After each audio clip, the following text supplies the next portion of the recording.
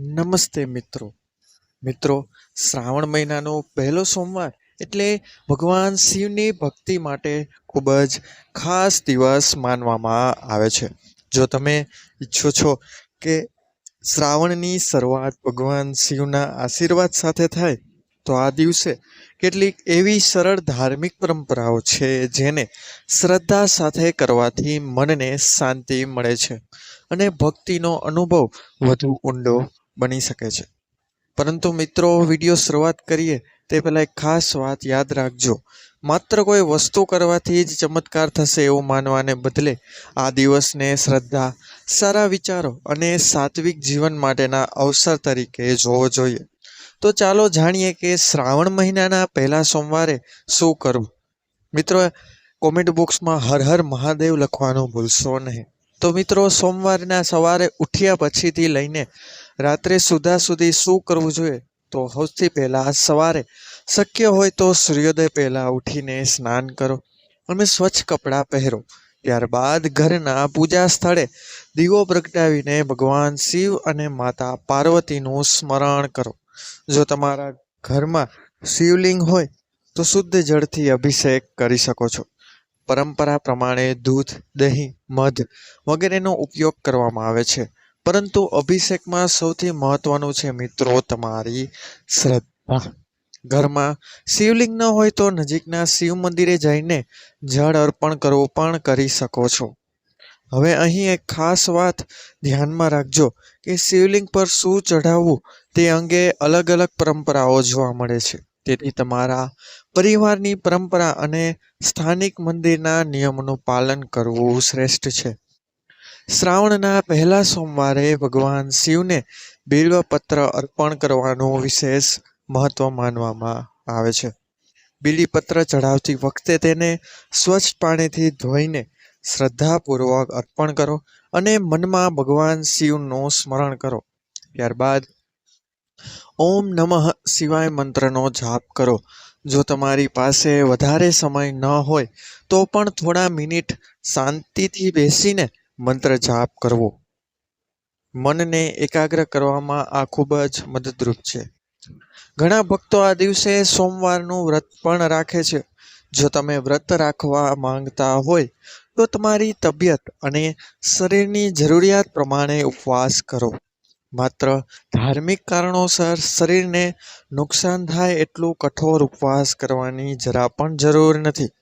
મિત્રો, ફળાહાર અથવા સાત્વિક આહાર રાખવાની પરંપરા પણ ઘણા લોકોમાં જોવા મળે છે.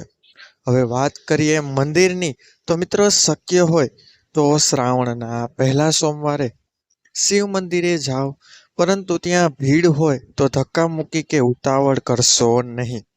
શાંતિથી દર્શન કરો અને ભગવાન પાસે માત્ર પોતાની ઈચ્છાઓ જ નહીં, પરંતુ પરિવારના સુખ, સ્વાસ્થ્ય, શાંતિ અને સારા વિચારો માટે પ્રાર્થના કરો. અને મિત્રો, શ્રાવણમાં એક સુંદર આધ્યાત્મિક નિયમ તમે અપનાવી શકો છો.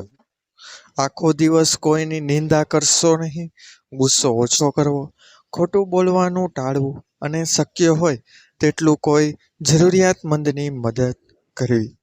કારણ કે મિત્રો, ભક્તિ માત્ર મંદિરમાં પૂજા કરવાથી નથી, પરંતુ આપણા વ્યવહારથી પણ દેખાય છે. જો શક્ય હોય તો આ દિવસે ગરીબ અથવા જરૂરિયાતમંદ વ્યક્તિને ભોજન કરાવવું, ફળ આપવું અથવા તમારી ક્ષમતા પ્રમાણે દાન ચોક્કસપણે કરવું. ખાસ કરીને કોઈને મદદ કરતી વખતે દેખાડો કરવો નહીં, કારણ કે સાચી સેવા નિસ્વાર્થ ભાવનાથી કરવામાં આવે ત્યારે તેનું આધ્યાત્મિક મહત્વ વધુ લાગે છે.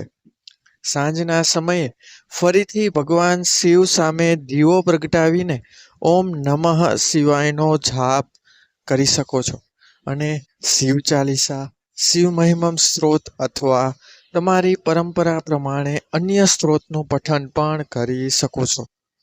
જો તમે સોમવારનું વ્રત રાખ્યું હોય તો વ્રતની પરંપરા પ્રમાણે યોગ્ય સમયે સાત્વિક રીતે પારણું કરો.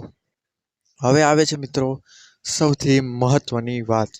શ્રાવણના પહેલા સોમવારે કેટલીક બાબતો ટાળવાનો પણ સંકલ્પ લેવો જોઈએ, જેમ કે વધારે ગુસ્સો કરવો, કોઈને અપમાનિત કરવું, નશાની વસ્તુઓનું સેવન કરવું, ખોટું બોલવું અને વ્યર્થ ઝઘડા કરવા જેવા વર્તનથી દૂર રહેવાનો પ્રયાસ કરો.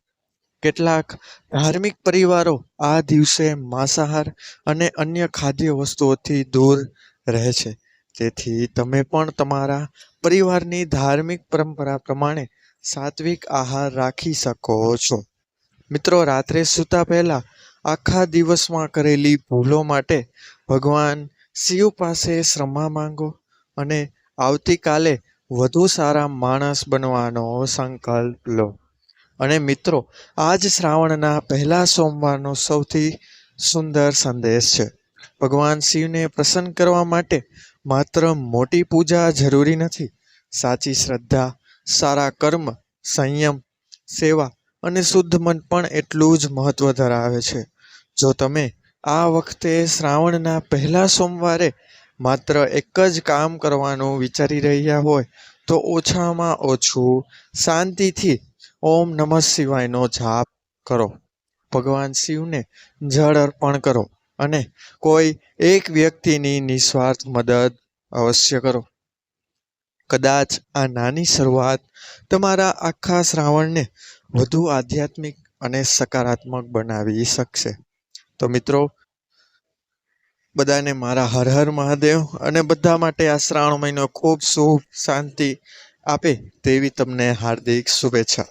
અને જો તમને આ વિડીયોમાં આપવામાં આવેલી માહિતી ઉપયોગી લાગી હોય તો તમારા પરિવારના શિવ ભક્તો સાથે અવશ્ય શેર કરજો.